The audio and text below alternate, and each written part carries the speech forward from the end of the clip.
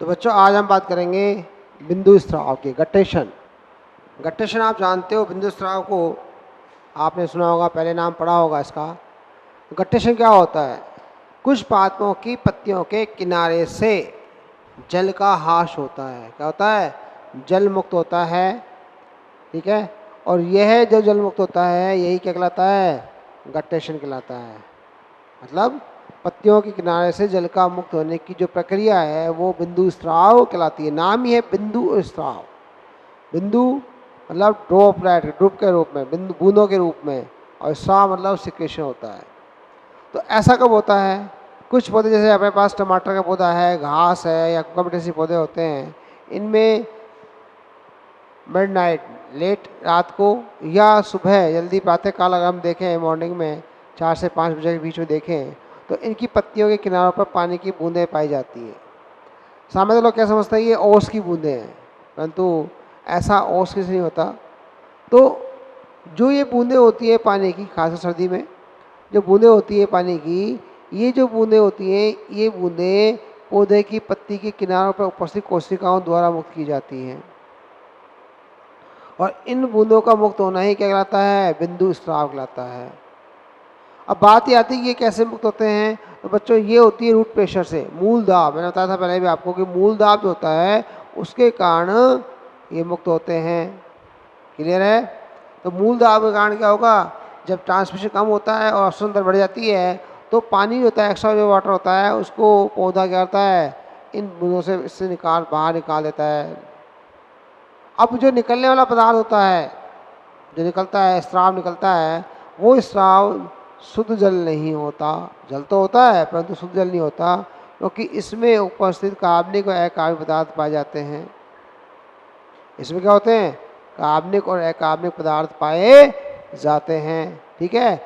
तो एक क्वेश्चन आता है वो सिंपल सा, कि शुद्ध जल और अशुद्ध जल किनके द्वारा स्थापित किया जाता है, मुक्त किया जाता है?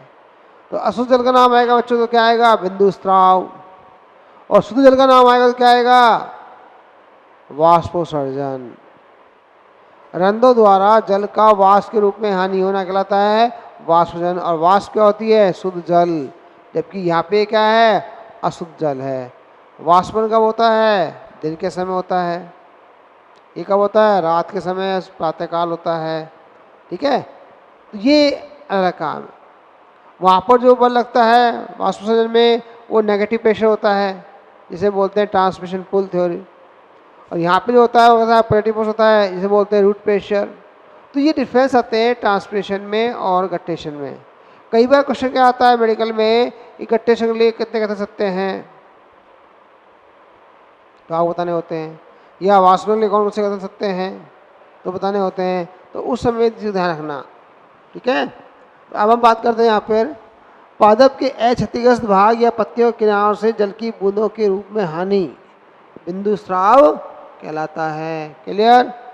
यह प्रक्रिया मूल दाब के कारण होती है। किस कारण से होती है? मूल दाब के कारण होती है। बिंदु स्राव शब्द जो था बर्गस्टीन साइंटिस्ट ने उन्होंने दिया था।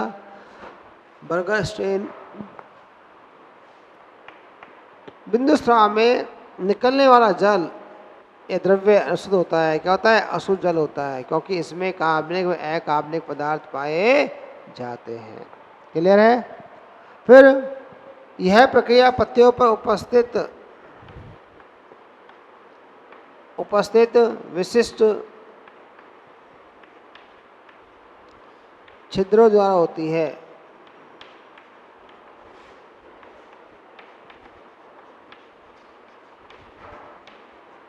ठीक है।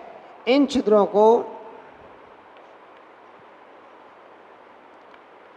को जल रंध्र, या बोलते हैं अंग्रेजी में वाटर स्टोमेटा, या एक नया नाम देते हैं इसको एपिथेम,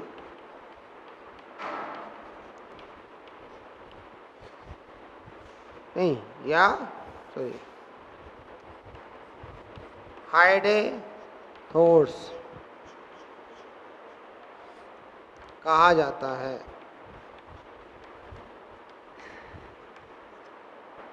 ठीक है। रंध्र में या जल रंध्र में लिख लो, जल रंध्र में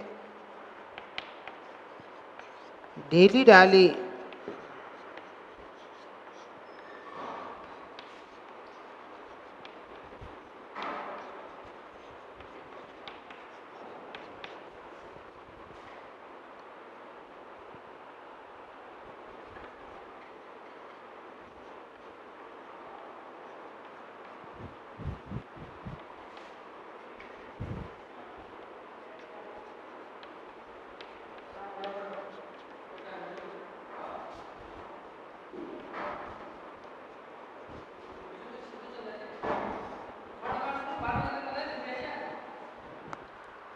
कोशिकाओं से पाया जाता है, जैसे एपिथेम। तो जो ये प्रक्रिया होती है ये पत्ती के अंदर किनारों पर पाए जाने वाले विशिष्ट प्रकार के रंध्रों से होती है। और ये जो रंध्र होते हैं इन रंध्रों को बोलते हैं जल रंध्र। क्या बोलते हैं? जल रंध्र या वाटर स्टोमेटा।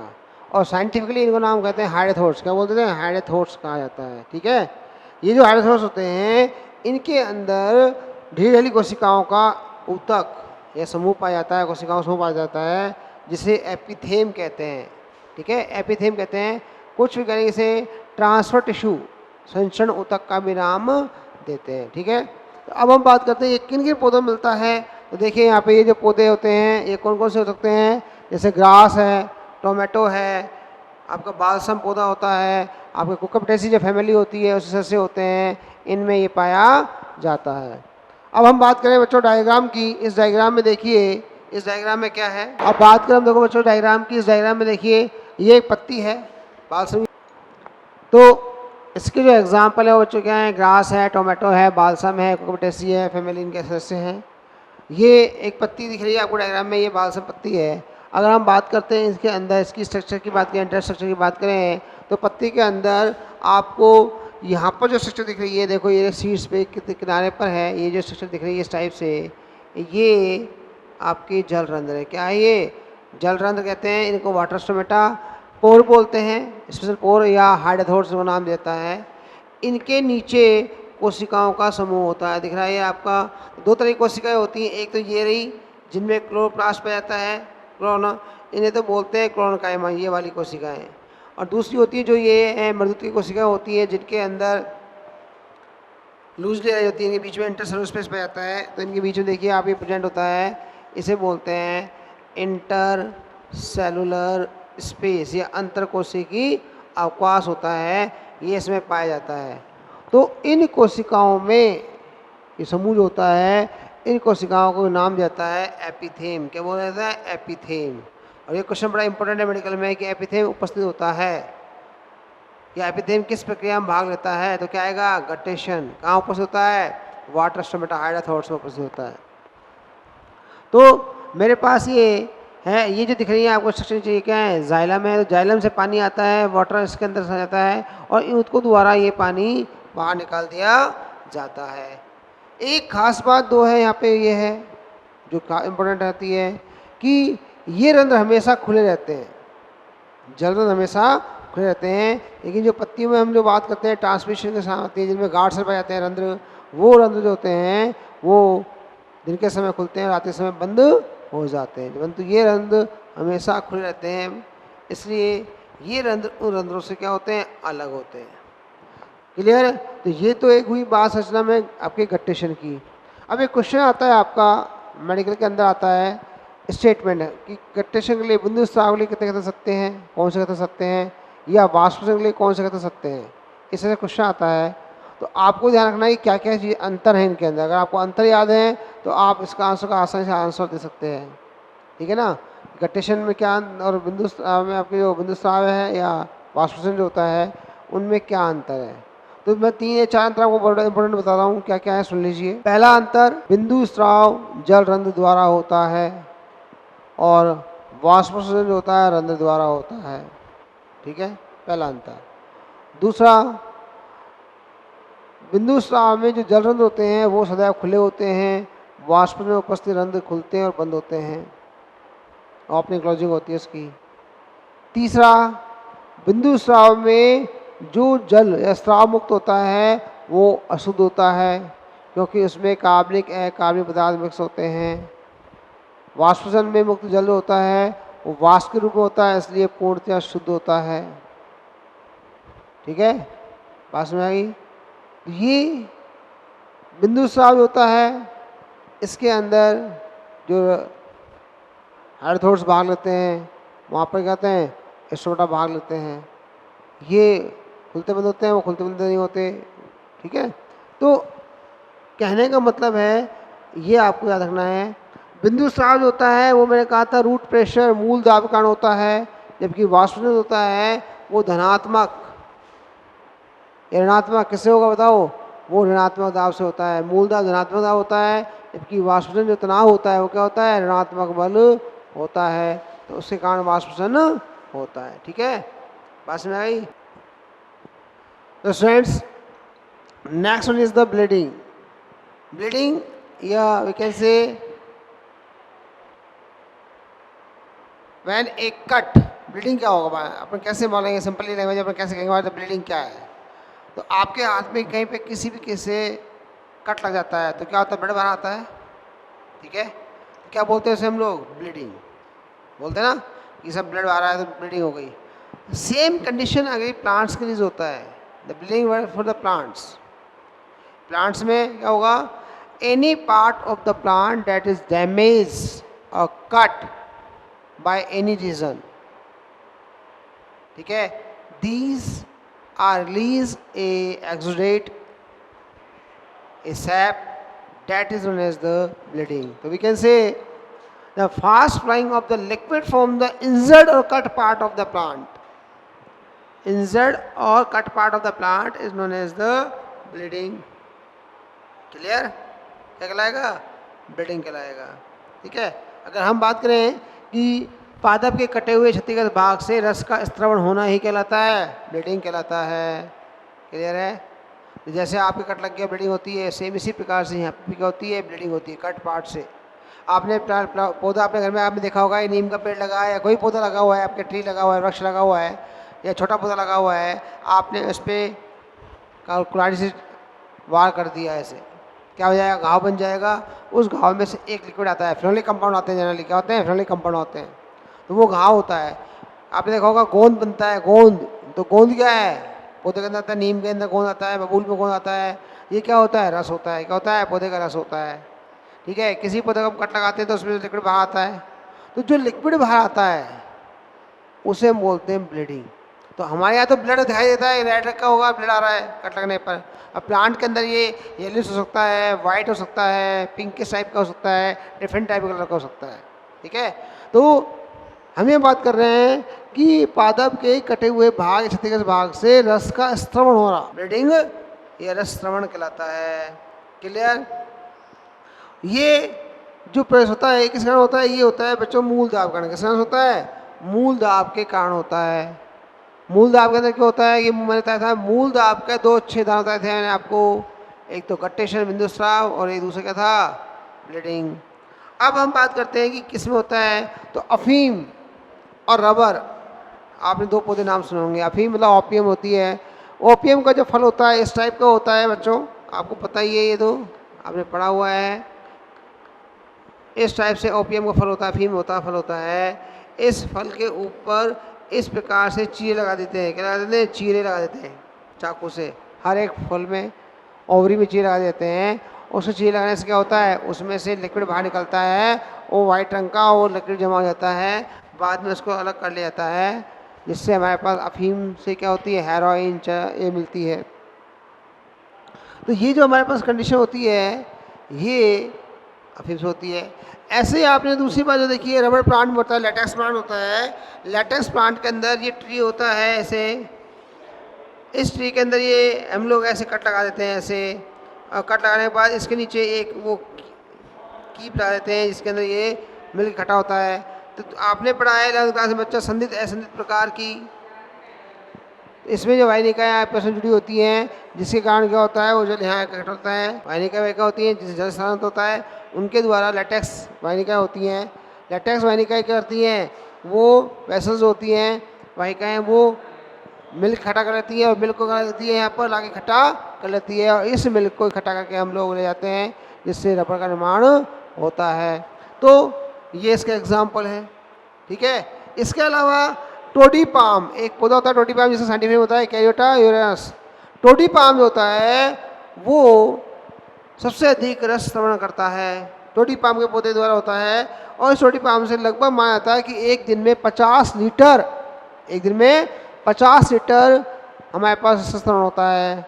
तो साउथ के अंदर जो लोग खाना खाते हैं, साउथ में जो खाना खाते हैं, जो चावल को खाते हैं, उस साथ में लिक्विड पीते हैं। जैसे हम लोग यहाँ छाछ पीते हैं, खाना खाते छाछ पीते हैं, हम लोग लस्सी पीते हैं, छाछ पीते हैं, वैसे ही वो लोग एक प्लांट का रस पीते हैं जिसे बोलते हैं पाम।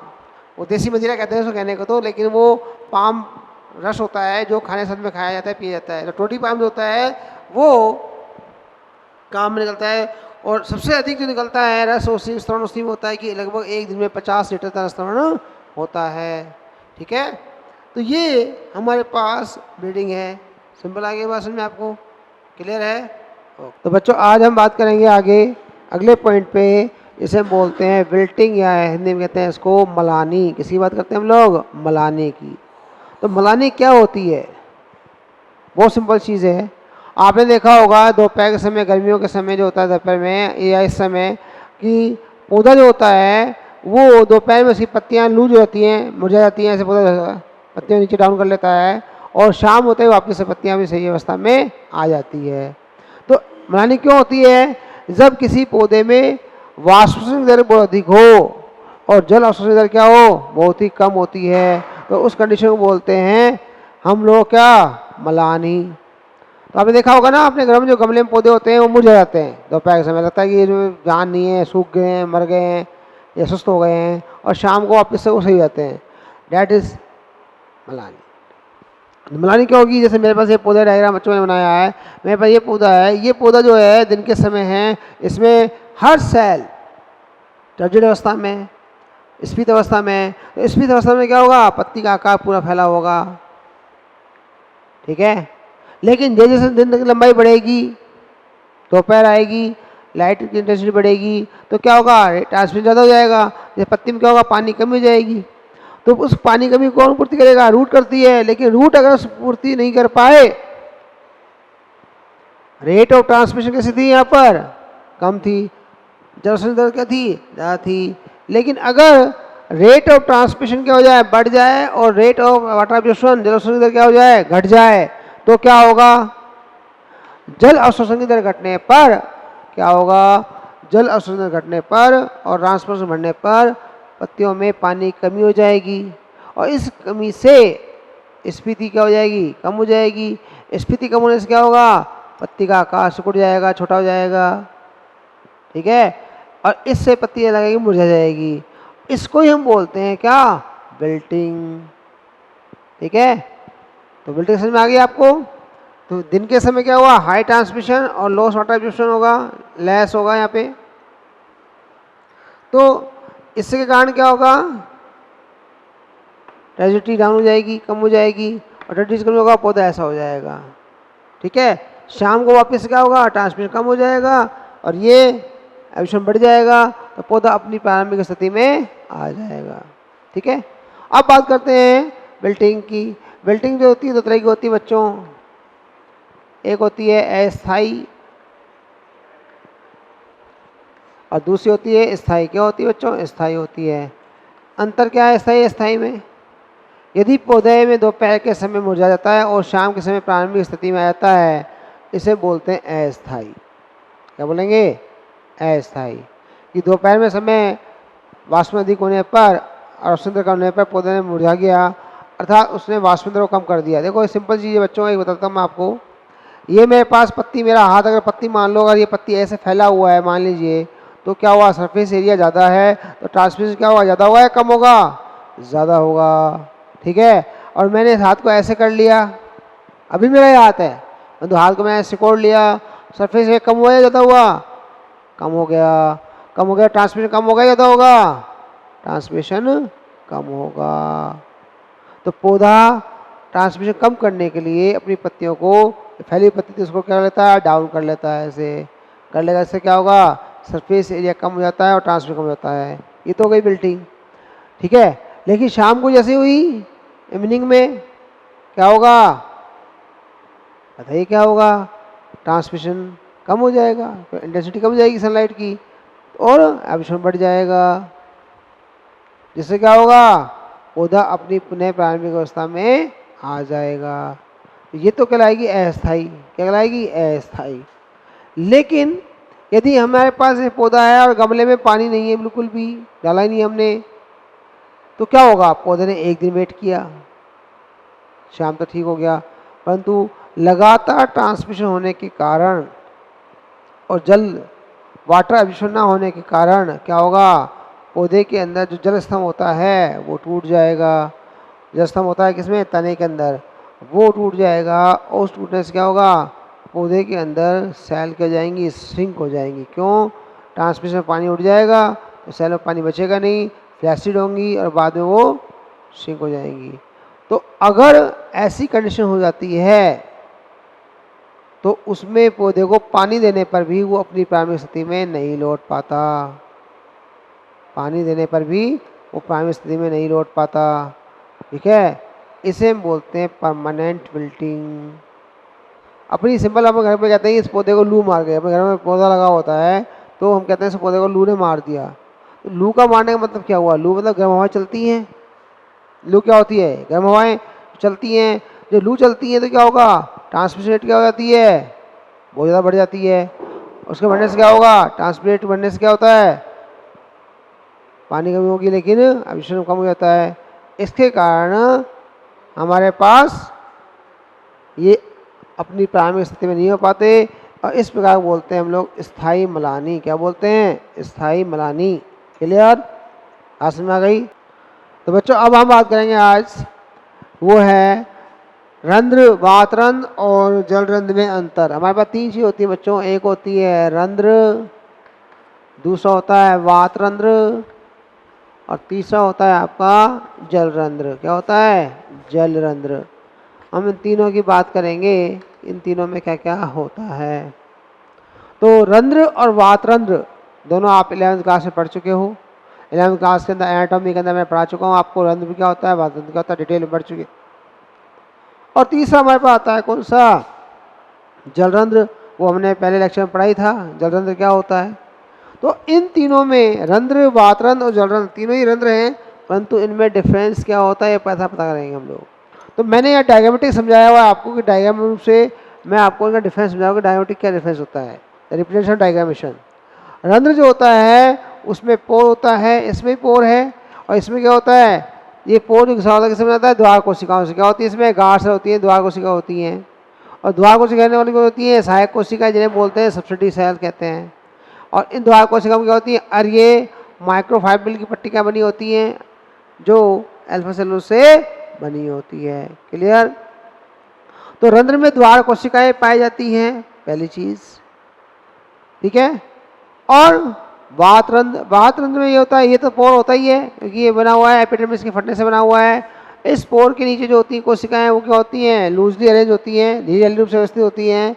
इन जो कोशिकाओं के समूह को बोलते हैं क्या, पूरक कोशिकाएं, कॉम्प्लीमेंट्री सेल, या हिंदी में बोलते हैं बच्चों इनको पूरक कोशिका। क्या बोलते हैं, ठीक है। और इधर हम आते हैं जलरंध्र पे। जलरंध्र में ये रंध्र होता है, ऊपर पोर होता है जो खुलता नहीं कभी, मतलब जो खुला होता है मतलब ऑलवेज खुला होता है, बंद नहीं होता, खुला ऑलवेज ओपन होता है। ठीक है। और यहाँ पर ये जो हिस्सा दिख रहा है आपको, ढेर बने हुए उत्कों से बना हुआ समूह दिखाई देता है कोशिकाओं का, इसे बोलते हैं हम लोग एपिथेम। क्या बोलते हैं, एपिथेम। ठीक है। तो इसमें गार्ड सेल है, इसमें कॉम्प्लीमेंट्री सेल है, उसमें एपिथेम सेल है। पहला अंतर। दूसरा, ये कहाँ मिलते हैं, रंध्र कहाँ मिलते हैं, पत्ती की सतह पर। कहाँ मिलते हैं, पत्ती सतह पर, वेंट्रल सतह डोर्सल में मिलते हैं, पत्ती सतह पर पाए जाते हैं। वातरंध्र कहाँ मिलते हैं, वातरंध्र कहाँ मिलते हैं, छाल में। कहाँ मिलते हैं, पेड़ों की छाल में, तने और शाखाओं में पाए जाते हैं, जड़ों में उपस्थित होते हैं। और जलरंध्र कहाँ मिलते हैं, पत्ती के किनारे पर, इसमें लिखा हुआ है लीफ मार्जिन, पत्ती के किनारे पर पाए जाते हैं। क्लियर। दूसरा मैंने कहा ट्रांसमिशन एंड गैस एक्सचेंज। रंध्र का काम क्या है बच्चों, वाष्पन करना और गैस का विनिमय करना। ठीक है। सभी पादपों में लगभग हम बात करें कि 80 to 90% प्लांट जो होते हैं उन सब में जो वाष्पन होता है और जो हमारे पास गैस होता है वो मुख्य रूप से किसके द्वारा होता है, रंध्र के द्वारा ही होता है। ठीक है। दूसरा आते हैं हम लोग वातरंध्र। वातरंध्र भी ट्रांसमिशन भी करता है और गैस एक्सचेंज भी करता है, परंतु इसका अमाउंट बड़ा ही कम होता है। ठीक है। मुख्यतः कौन करता है, रंध्र करता है। सेकंड में आता है कौन सा आपका, वातरंध्र आता है, जो करता तो है परंतु कम होता है। तो अमाउंट के हिसाब से हम बात करें, मैक्सिमम कहाँ होता है, मैं लिख सकता हूँ यहाँ पे, ये क्या होता है मैक्सिमम, और ये क्या होता है मिनिमम।